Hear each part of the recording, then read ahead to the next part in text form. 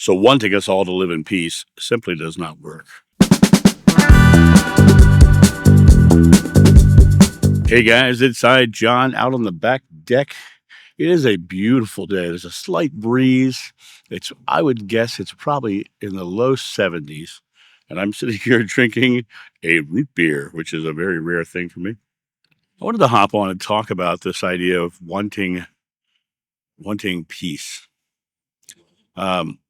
I often hear people talking about wanting peace or wanting us to live a grace-filled life or having a dream that we want a more perfect world, a more loving world. And what's fascinating to me is the idea of that want or that dream. None of them are present moment actions.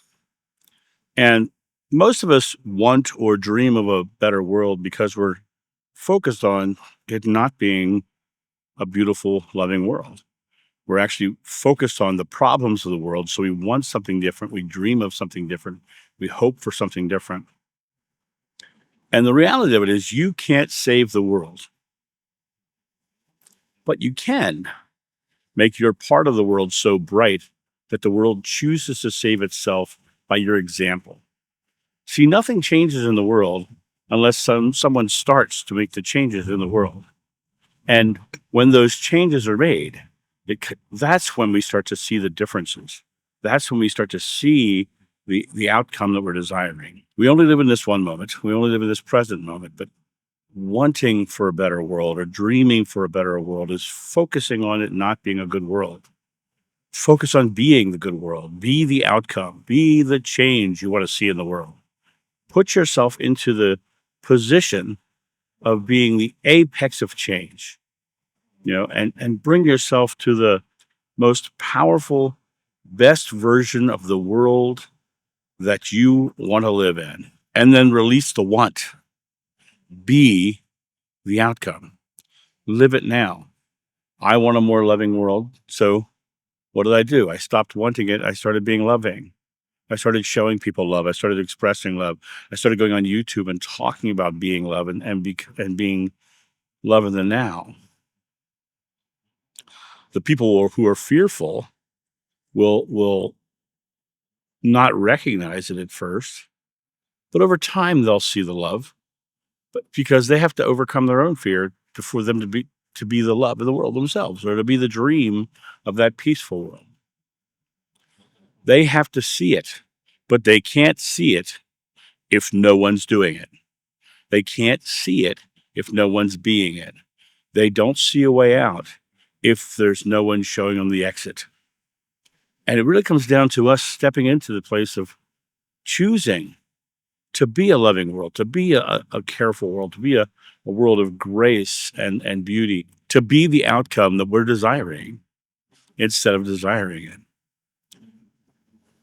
Many, many years ago, I was on a job site. This was back in the day when I was prior to having my epiphany, where I lost being a racist. And I remember making an offhand comment that was off color. And the guy that I was working for literally said to me, that doesn't stop until somebody stops it. And I felt ashamed of myself. I felt ashamed of myself that I even thought that way or acted that way. It was shameful.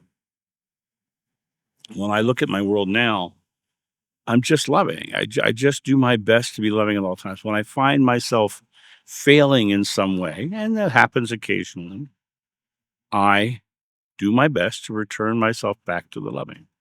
I become loving again.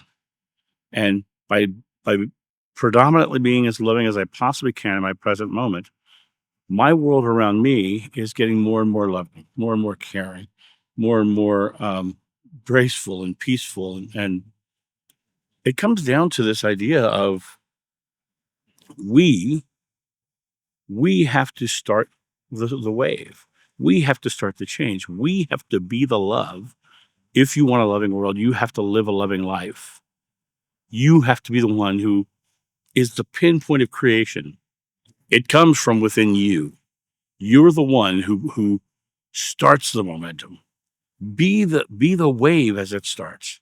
Start creating a beautiful world around you so that the people can see a beautiful world around you. So you can then be the thing that changes the world.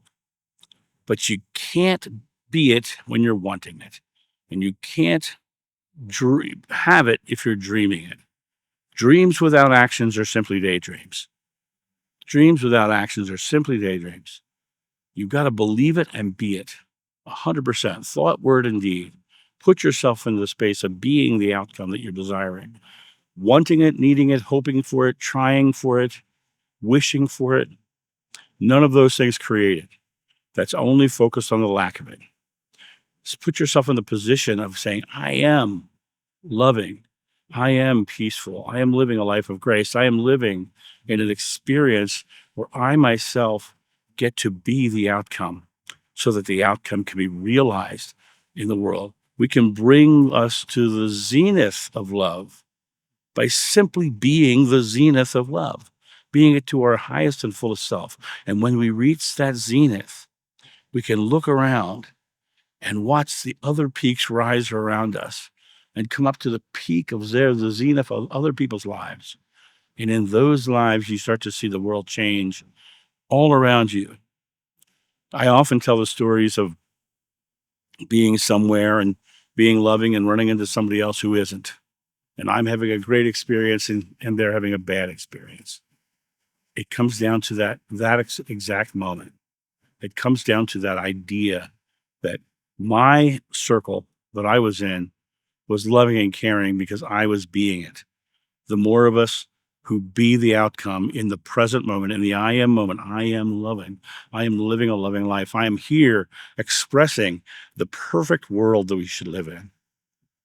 I am being it. I am showing people that there's possibility that we can live in a loving world. I am being an expression of that loving world so that the people can see it. And that's the only way it changes, my friends, is when we take our I am moment and make it the outcome so that it can be started in other people's lives. And that's my thought on this. You guys have a great day, and I'll talk to you soon. See ya. Bye.